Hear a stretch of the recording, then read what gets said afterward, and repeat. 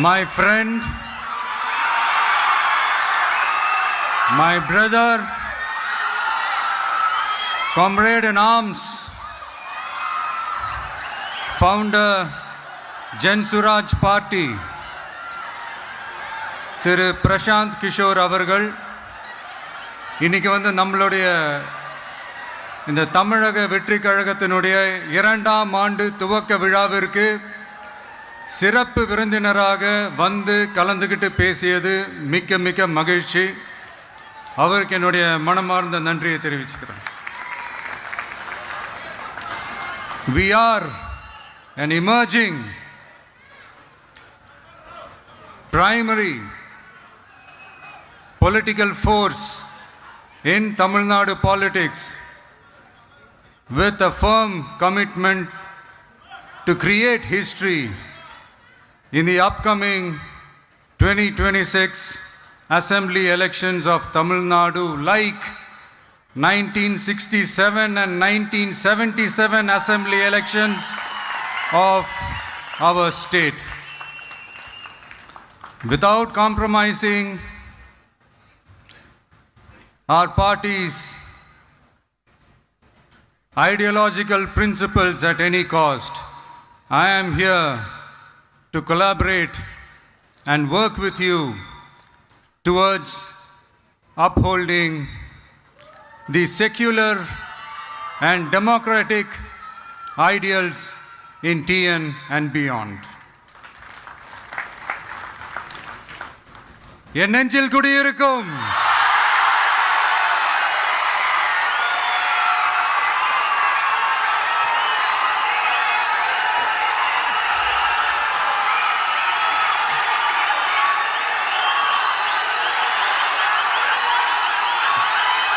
என்னுடைய தோழர்கள், தோழிகள் எல்லாருக்கும் என்னுடைய வணக்கம். வணக்கம் வணக்கம்.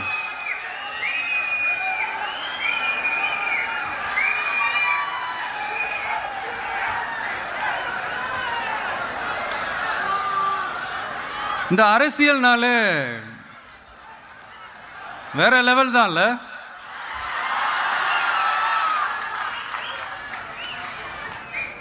ஏன்னா இந்த அரசியலில் மட்டும்தான் வித்தியாசமான ஒன்று நம்ம பார்க்கலாம். யார் யாரை எப்போ எதிர்ப்பாங்கன்னே நமக்கு தெரியாது. யார் யாரை எப்போ ஆதரிப்பாங்கன்னே நமக்கு தெரியாது. அதை கணிக்கவே முடியாது. அதனால தான் இந்த அரசியலில் மட்டும் முன்னாடியெல்லாம் சொல்லி நம்ம கேள்விப்பட்டிருப்போம், நிரந்தர நண்பனும் நிரந்தர எதிரியும் இல்லைன்னு சொல்லுவாங்க. அரசியலுக்கு யார் வேணாலும் வரலாம், அது ஒரு ஜனநாயக உரிமைன்னு சொல்லுவாங்க. ஆனால் மக்களுக்கு ரொம்ப ரொம்ப பிடிச்சி போன ஒருத்தன் அரசியலுக்கு வரான்னா அதை கண்டிப்பாக நல்லவங்க எல்லாம் வரவேற்பாங்க. ஆனால் ஒரு சில இந்த அதிகார இல்லை அது வேணாம், ஒரு சில பேருக்கு மட்டும் கொஞ்சம் எரிச்சல் வரத்தானே செய்யும். அது இருக்கும் தானே. என்னடா இவன் திடீர்னு ஒருத்தன் என்ட்ரி கொடுத்துட்டானே, இது வரைக்கும் நாம சொன்ன பொய்யெல்லாம் நம்பிக்கிட்டு மக்கள் நமக்கு ஓட்டு போட்டுக்கிட்டு இருந்தாங்களே, ஆனா இப்ப இவன் சொல்றதெல்லாம் பார்த்தா மக்கள் மனசுக்கு ரொம்ப நெருக்கமா வேற இருக்குது. அதுவே நமக்கு ஒரு பெரிய நெருக்கடியாகவும் இருக்குது. இவனை என்ன பண்ணலாம், என்ன செய்யலாம், எப்படி இவனை இது பண்ணலாம், க்ளோஸ் பண்ணலாம்.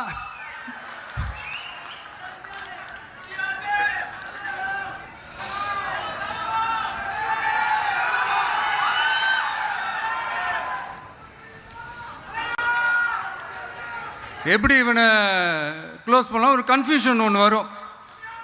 அந்த கன்ஃபியூஷனில் கத்துறதா கதறதா என்ன பண்ணுறதுன்னு தெரியாமல்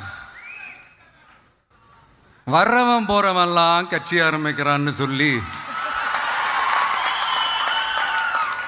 இப்படி ஏதாவது பேச ஆரம்பிப்பாங்க. இப்போ நம்ம ஆட்சியில் இருக்கிறவங்க நமக்கு எதிராக பேசுகிறாங்க இல்லையா, அந்த மாதிரி. இப்படிப்பட்ட ஒரு அரசியல் காலத்தில் கொஞ்சம் கூட ஒரு பயம் இல்லாமல், ஒரு பதட்டம் இல்லாமல், வர்ற எதிர்ப்புகள் எல்லாத்தையும் சும்மா லெஃப்ட் ஹேண்டில் டீல் பண்ணிக்கிட்டு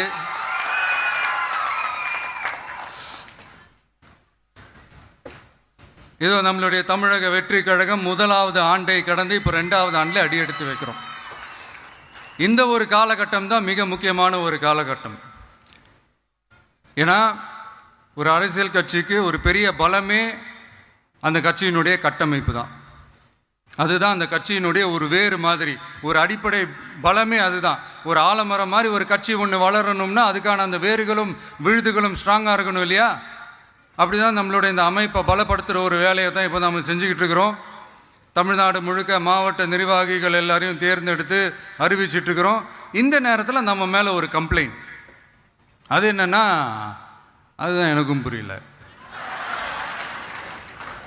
நம்மளுடைய மாவட்ட நிர்வாகிகள் எல்லாருமே வெறும் இளைஞர்களாகவே இருக்கிறாங்களாம். ஏன் இருந்தா என்ன?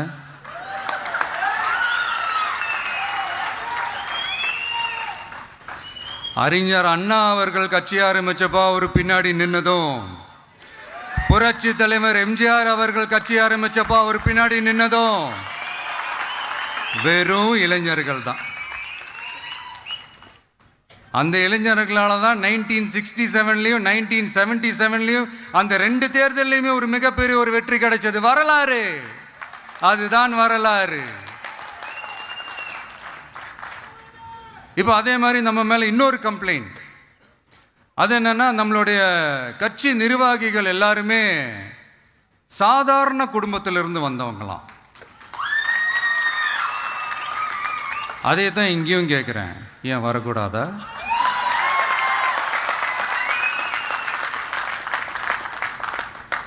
சாதாரண குடும்பத்திலேருந்து வந்தவங்க தான் பெருசு பெருசாக சாதிச்சிருக்கிறாங்க. இன்னும் சொல்ல போனால் நம்மளுடைய கட்சி எளிய மக்களுக்கான கட்சி தானே. அப்படி இருக்கும்போது நம்மளுடைய கட்சி நிர்வாகிகளும் எளிய குடும்பத்தை சேர்ந்தவங்களா தான் இருப்பாங்க.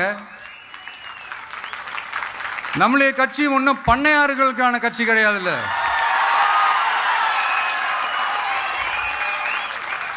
முன்னாடிலாம் அந்த காலத்தில் பண்ணையாருங்க தான் பதவியில் இருப்பாங்க. இப்போ கொஞ்சம் உல்ட்டா மாறிடுச்சு, பதவியில் இருக்கிறவங்களாம் பண்ணையாரா மாறிடுறாங்க.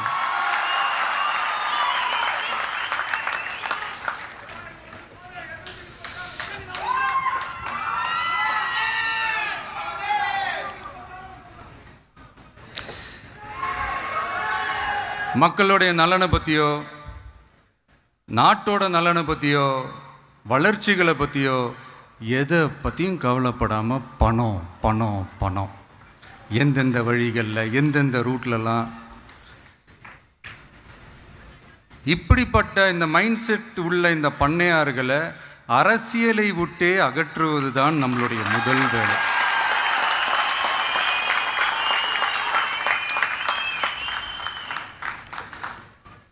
அதை ஜனநாயக முறைப்படி நம்ம செய்கிறதுக்கு தான் 2026 தேர்தலை நம்ம சந்திக்க போகிறோம்.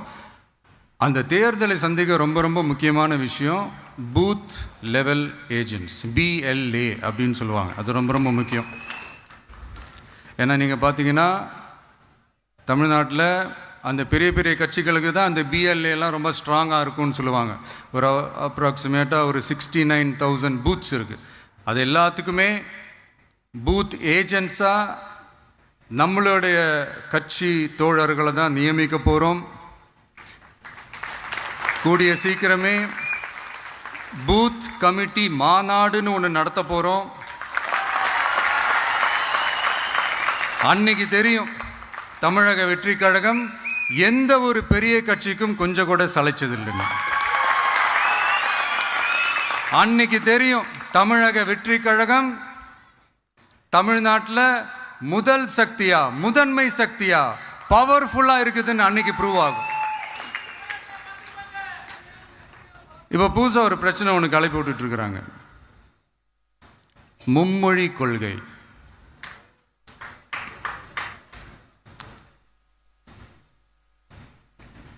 அதாவது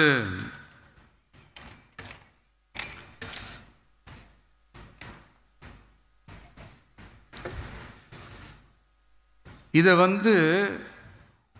இங்கே செயல்படுத்தலைன்னா இந்த கல்விக்கான நிதியை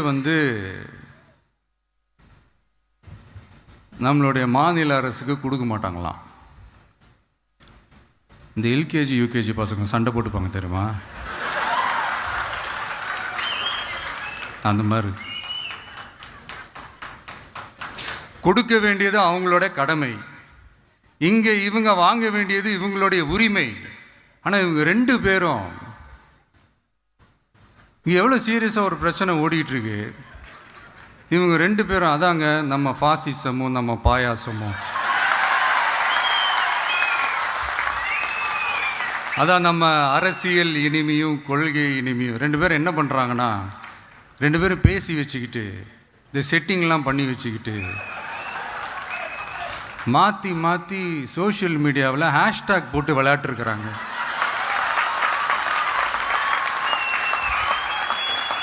இங்கே என்ன நடந்துக்கிட்டு இருக்கு, அதாவது இவங்க 2 பேரும் அடிச்சுக்கிற மாதிரி அடிச்சுப்பாங்களாம். அதை நாங்கள் நம்பணுமா, மக்கள் நம்பணுமா? What bro, it's very wrong bro.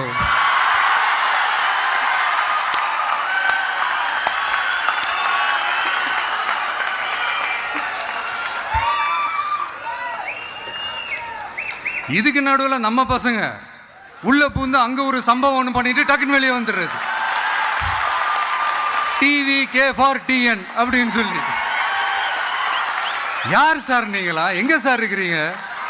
Sleeper cells மாதிரி.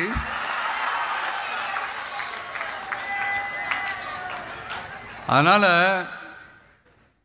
இதெல்லாம் மக்களுக்கு நாம சொல்லி புரிய வைக்க வேண்டிய அவசியமே கிடையாது. அவங்களுக்கே தெரியுதெல்லாம் எவ்வளோ பெரிய ஒரு ஏமாத்து வேலைன்னு. நம்ம ஊர் சுயமரியாதை ஊர், நாம் எல்லாரையும் மதிப்போம். ஆனால் சுயமரியாதையை மட்டும் யாருக்காகவும் எதுக்காகவும் விட்டு கொடுக்க மாட்டோம். நாம் எல்லா மொழிகளையும் மதிப்போம், அதில் மாற்றுக்கிறதே கிடையாது. தனிப்பட்ட முறையில் யார் வேணாலும் எந்த ஸ்கூலில் வேணாலும் படிக்கலாங்க. உனக்கு எந்த மொழி வேணுமோ, எப்போ கற்றுக்கணுமோ, உனக்கு எப்போ தோணுதோ கற்றுக்கலாம். அதெல்லாம் அவங்கவுங்களுடைய தனிப்பட்ட ஒரு உரிமை. ஆனால் கூட்டாட்சி தத்துவத்தை மீறி மாநில தன்னாட்சி உரிமைக்கு எதிராக ஒரு மாநில அரசின் மொழி கொள்கையை, கல்வி கொள்கையை கேள்விக்குறியாக்கி வேறு ஒரு மொழியை வலுக்கட்டாயமாக திணிச்சா, அதுவும் அரசியல் ரீதியாக திணிச்சா எப்படி ப்ரோ?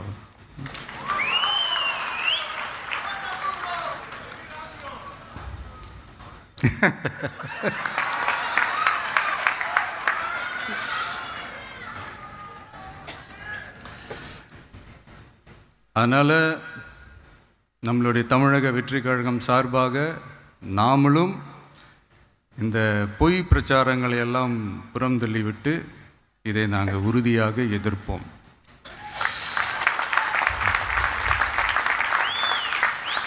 கான்ஃபிடென்ட்டாக இருங்க, நல்லதே நடக்கும், வெற்றி நிச்சயம். மீண்டும் சந்திக்கும் வரை நன்றி, வணக்கம்.